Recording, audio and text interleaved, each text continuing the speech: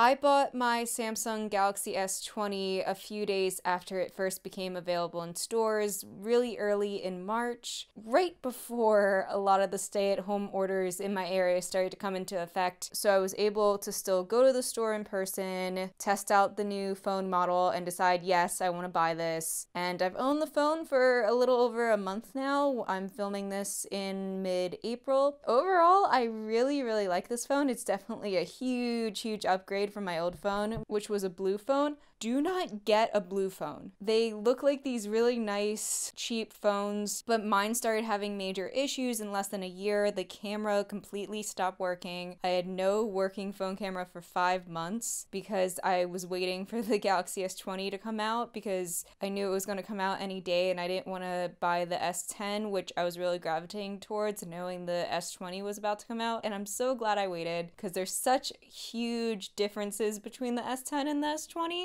And I'm mostly loving the S20, but I'll discuss what some of my issues with it are in this video. But my blue phone was not a good phone to buy. I had a lot of trouble transferring the data from a blue phone to my Samsung versus I had a Samsung phone before that, and it was really easy to transfer data when I bought my blue phone from a Samsung phone, but not vice versa. And that made my mood drop so much because when I first went in the store to get this phone, I was so excited. I had watched the live stream where Samsung unveiled the new phone when it first became available, and even then I was pretty excited by some of the specs, but I still wanted to see what the S20 looked like when I could test it in my hand in the store. I really like being able to test phones in person and not just go off online specs. And when I finally got the phone in my hand in the store, I was just amazed by it and I was so excited, and my mood also dropped even further realizing that on a phone that already cost $1,000, the Samsung Galaxy S20, at the time I bought it, cost almost exactly $1,000. I think it was like $999 before taxes and fees and everything. But after a 5-month wait and never having a flagship phone before this, I felt like it was worth the investment because as a content creator, there's a lot that I'm able to do on the Samsung Galaxy S20 that I'm not able to do on other phones. But I already had to spend so much money, and then while I was also in the store, I realized how expensive the accessories would be for this phone. I love that you can charge this phone wirelessly because one of the things that have always broken on phones for me previously and for people I know, one of the first things to break is the charger port. And this phone charges wirelessly. The wireless charger charges pretty fast. The battery life is really good. I can definitely go a full day, if not more, without charging it. But the wireless charger cost almost $60 and did not come with the phone. So I'm already spending $1,000 on this phone and then had to pay another $60 just to get the wireless charger, which was one of the main reasons I bought this phone, was to have a wireless charging. The case also, of course, costs money. I really do not want to damage this $1,000 phone. No way I'm not putting a case on it. I got a nice Otter case that's working really well so far. And then because it also doesn't have a headphone port, I now need to buy wireless headphones if I want to use headphones with it, although it did come with some really nice AKG earphones that are definitely better than the headphones I already had. But those headphones you put in through the charging port and it just doesn't really fit well, especially with my Otter case. And I also don't want to have to carry 2 sets of earphones because I can't use those AKG headphones with my computer because it's using USB-C versus my computer doesn't have that kind of port unless I get an adapter for it. So then I'm just carrying 2 sets of headphones. So now I also should invest in a wireless set of headphones. Something that bothered me also at first, which is fine now, is how different the display looks from my old phone. Like, I noticed that for some applications it just looked more neon, but it's a really nice display. It's just different. The way it's showing some of the colors when I directly compared it was so different than my old phone that my eyes needed time to adjust. It's a beautiful display. It's just took getting used to. I feel like I was so much happier with this phone the second day I owned it than the first day. And then I noticed some issues the more I owned it, which I'll also cover. But after I got past the transferring all the data and spending all that money and stuff, I noticed some really nice features that I didn't see other people talking about that I absolutely love. First of all, this phone has such an amazing camera. Like, words cannot describe how much better this phone camera camera is than other phone cameras, even than DSLRs. Like, I would say this phone camera is probably in some ways better than my DSLR that I'm using right now, which is a Sony a6400, which costs $2,000. That $1,000 phone has in some ways a better camera than a $2,000 DSLR is just amazing. The camera on this phone can pick up an amazing amount of detail. There was one point where I had it just resting on my leg when I was wearing jeans, and you could see all the fibers of the jeans. Not to say that I couldn't do that with my DSLR with the right lens, but in comparison, on a DSLR, you'd probably need a very large lens to get the fibers of jeans in focus, especially with the camera right against the jeans, would probably not be as easy. On a DSLR, you'd need a really big lens and plenty of lighting, versus I just had my tiny phone camera. Like, I don't have a huge lens hanging from this camera, that it has such a tiny lens as far as the physical length of it, versus even the lens I have on my camera right now is multiple times the width of my phone. That it can capture that much detail and zoom in so far as well with such a tiny lens just amazes me. The camera on this phone is also really good in low light, I noticed. There was one day where I noticed some reflections on a glass that had some water in it, and I wanted to take a photo of it, and at first I went to use my DSLR and I was playing around with the settings a lot, but I was not getting those reflections in the low light to really come clearly in the photo. And then I took my phone camera and it showed up really well. Here's a clip of what that looked like, and it was a dark room, but that's a pretty high quality video, and I could not get my DSLR to do that after playing around with the settings. But even when I played around with the manual settings on the camera on my phone, because this phone does have a lot of manual settings, we're starting to see that more and more in smartphones, which I love, that even if I tried to set the smartphone camera and my DSLR to pretty much the same settings as far as ISO and all that, it still was coming out better on my phone for the most part in low light. And the Sony a6400 is known to do well in low light. Now again, some of that might have to do with the lens on my camera, but that I don't have to switch the lens on the phone camera the way I might have to switch the lens on the DSLR to get the amazing low light photography is just really nice. That this small little device is capturing amazing images is just such a useful tool for me to have as a content creator. I still need to test the microphone on the phone as far as if I record audio, how does it sound? But as far as how it plays audio, it has an amazing setting where it sort of runs a little hearing test, and then it will adjust the frequencies that it plays out to match the results of the hearing test. You don't have to set it that way. There is a default mode if you don't want to do that. But for me, when I went through the little hearing test setting and had it customize the frequencies for me, it actually sounded more comfortable. And that was a big benefit for me of having this phone, because I have tinnitus ringing in my ears from an upper respiratory infection that also developed a ear infection a couple months ago, and the ringing has not completely gone away, and some sounds are still uncomfortable for me because of the damage to my ear that's still somewhat healing, and hopefully one day the ringing will fully go away. But I noticed that when I listen to sound on this phone, especially after I went through that setting, that it actually bothers my ears less, and with the tinnitus, that's such a major benefit. It's not designed to do that. It's more that people of different ages can hear different frequencies, and it said it was mostly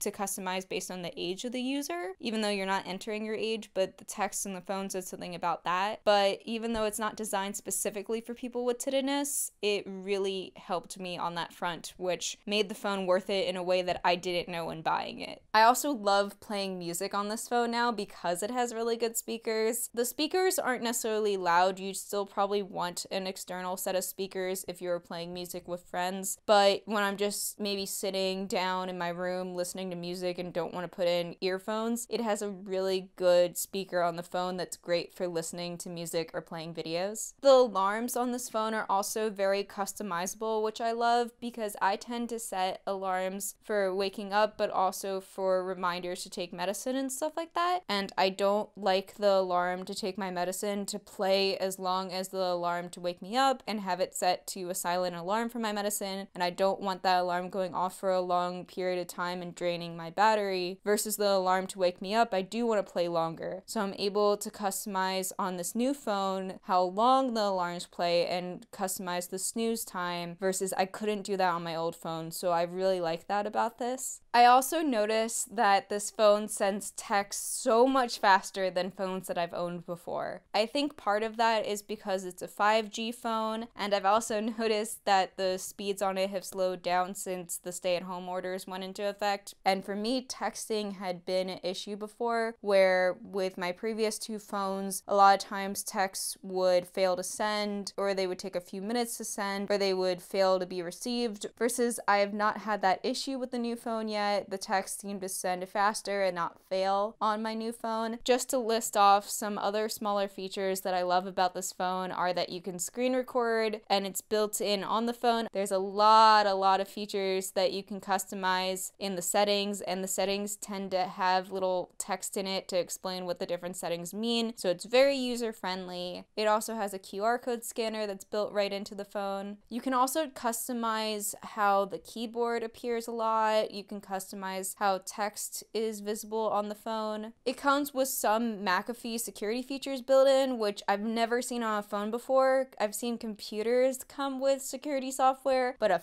phone, that's pretty impressive. And I'm sure there's some other small features that I'm forgetting about. I remember when I first looked at the phone, there was a ton of little features that I just really loved that most people probably wouldn't bother to add to a phone, but there's just a lot of nice little features and settings built into this one. Another great feature on this phone that I almost forgot about is it has a ton of storage space. My old phone only had 16 gigabytes of storage versus at minimum, this phone has 128 gigabytes storage. You can also add an external SD card, so you can get plenty of storage on this phone. You are probably not going to run out of space on this phone unless you're storing a lot of photos and video on it. Versus on my old phone, I had to be very careful what apps I put on it. With only 16 gigabytes on my old phone, I used to sometimes have to remove apps to put another one on because there was such limited storage, versus now I've put more apps than I probably need on my phone and I'm not anywhere near running out of space. And after owning it for a while, it's so easy to take for granted having so much storage, but just thinking back to how frustrating that was on my old phone, it's nice to have that. Now on to the parts of the phone that I don't like and the ones that I have mixed feelings about. First of all, I didn't notice it right away, but the phone does something called adaptive brightness unless you disable it. And at first I didn't like it, but now I do, where it adjusts the brightness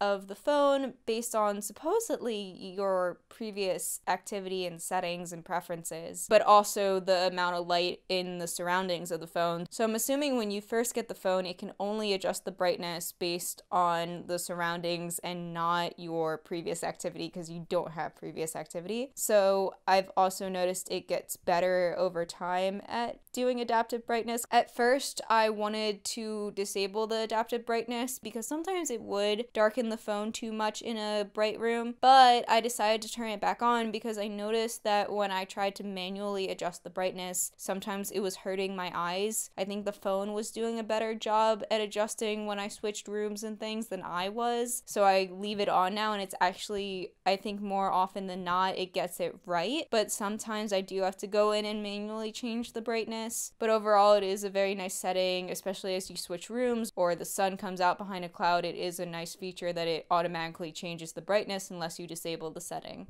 I also didn't realize that the phone came with a screen protector at first because the person in the store tried to sell me a screen protector. And it turns out that one of the reasons it's hard to find a screen protector for this phone is because one of the features is it has a fingerprint sensor on the screen, and the fingerprint sensor is terrible. It's kind of cool that it's on the screen at first. You think, oh, you know, this is a nice little feature. Isn't that awesome that they're able to put it on the screen? But it fails to read my fingerprint so often. Versus I used to be able to unlock my blue phone so fast with the fingerprint sensor. I really liked having the fingerprint sensor, but on my new phone, it just struggles to read my fingerprint. And then also because it's this special screen protector, you can't necessarily replace it as easily if it gets messed up because they made it a special special one to be able to still read the fingerprint. You could also get scammed if you don't realize that it comes with a screen protector, because like I said, I almost bought one. I was almost sold one by the person I bought my phone from. And then the other issue was that the screen protector had a flaw in it that came with the phone. So I noticed it 4 or 5 days after I got the phone. I noticed that there was this little spot that was appearing like a rainbow, and at first I thought it was a dead pixel, and I took it back to the store to try to figure out what the issue was. And I had to go to 2 separate Best Buys. Best Buy, you did not do a good job here, because the first Best Buy thought it was a dead pixel, was willing to replace it, but they were out of stock because, like I said at the beginning of the video, I bought my phone right when the Samsung Galaxy S20 first became available, so they were completely out of stock when I went back to Best Buy, even though they were willing to replace it. And then I drove to a completely different Best Buy that only had 2 in stock, and the manager there of the mobile department explained that it wasn't a dead pixel, but didn't really explain what it was, just said that it was something wrong with the screen protector, and that probably replacing the screen protector would only make it worse because you would have to get it perfectly against the phone. So then I looked up the issue. I did some more research on my own because the person at the second Best Buy still didn't really explain what was wrong with it, just that it was something with the screen protector. And it turns out it's something called the rainbow effect, which I had never heard of before. But when anything's slightly obscuring how light travels through the screen protector, it causes this little rainbow to appear. So for me, there was like a little bubble or whatever that wasn't even that much of a noticeable bubble, but that must have been what it was. And just by pressing against it and kind of like going in circles very lightly, eventually I was able to get it out and flatten it out. But it can also happen if your phone gets wet. You might notice it in the area that has a little drop of water. It was an easy to fix issue if I just knew what it was. And now that I know it, and now that you know it, if you ever see a little rainbow on your phone, you know that it probably just needs cleaning, or maybe the screen protector has a bubble in it. Because I've had bubbles in screen protectors before without it having the rainbow effect. It seems like it's an issue on newer screen protectors. People online talking about the rainbow effect seem to only be talking about it for newer phones. So beware of that. And I'm also worried now that if the screen protector ever starts peeling,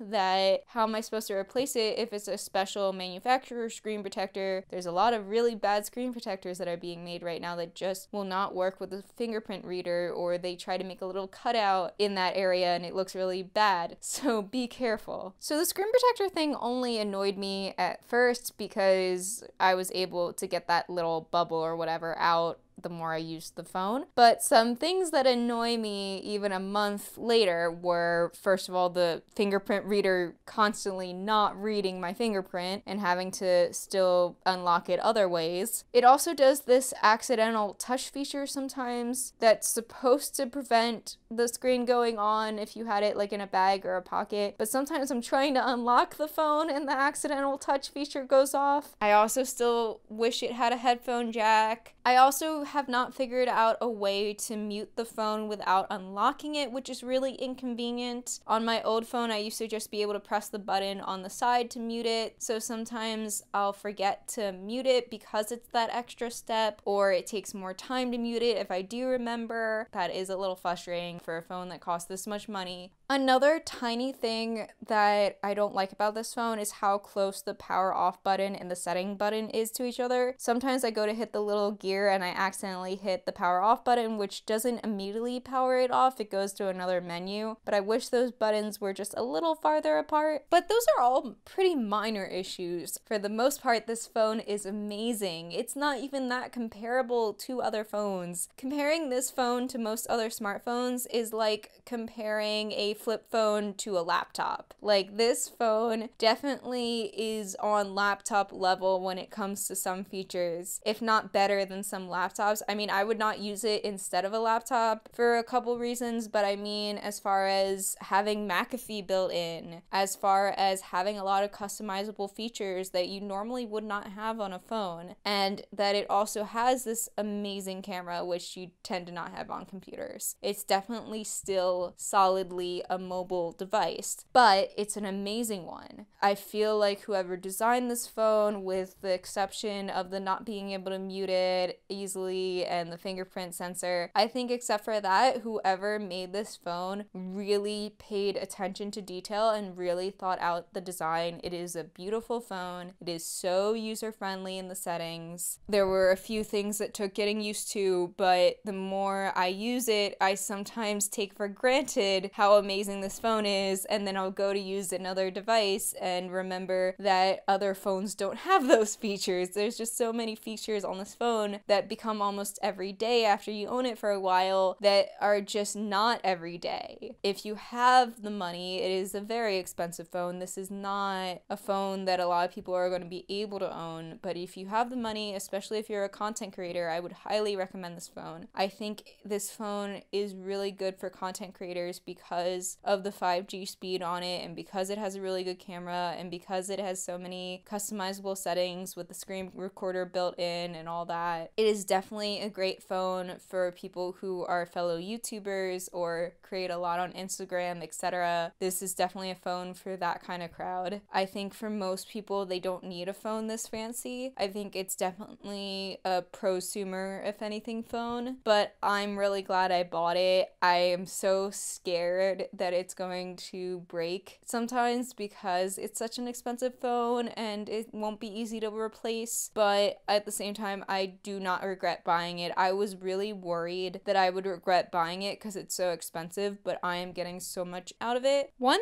thing I've been wondering about this phone, since it has the potential to be such a well-selling, really loved phone, is how well the sales are doing, considering that I bought it one of the first days that it was available and the stay-at-home orders went into effect within weeks after. I know plenty of people buy new phones online, but that people can't test it out in the store and can't buy it in person. In a lot of places, I wonder how that's affecting the sales, and also that a lot of people have been laid off from their jobs and money is tight. I wonder if this phone is getting less sales than it might have otherwise, which just concerns me because when phones don't sell as well, they tend to get less updates, and also how well the phone sells tends to impact what features stay to the next model. So I'm curious how the sales are doing and how that will impact designs of future Galaxy phones and how that will impact support for this phone. But I definitely don't regret buying it. So I hope you found this review helpful. These are my thoughts after owning the phone for about a month, and comment below any thoughts that you have on the Galaxy S20. Thank you so much for watching.